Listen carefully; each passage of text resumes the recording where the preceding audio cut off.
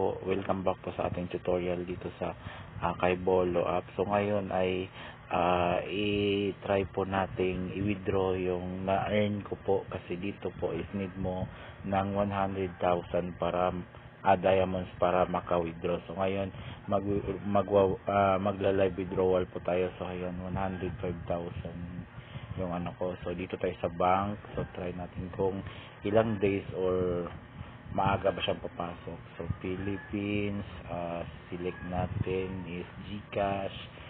So bind natin ang withdrawal account. So number 0992230 306. Username is Elizabeth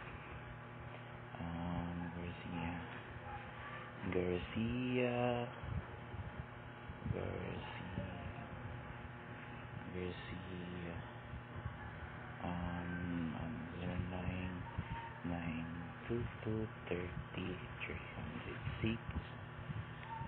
Address natin dyan is eto.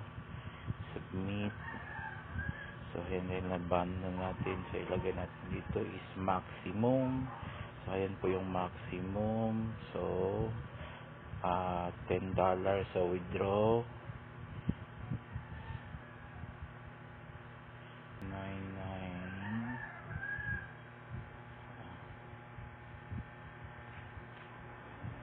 753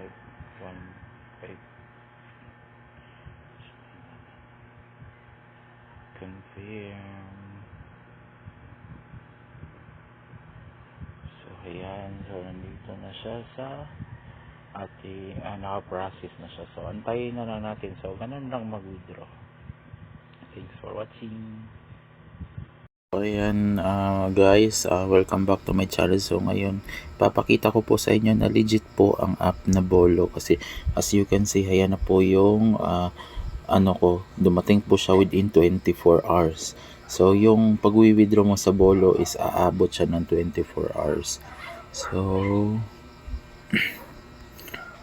dumating po siya sa akin talaga is 24 hours. So ayan.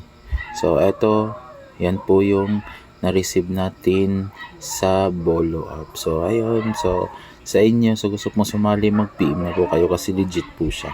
So sa mga makakasali, mag-PM agad kayo ha, at para masundan ko kayo ng link. Thank you. Thanks for watching.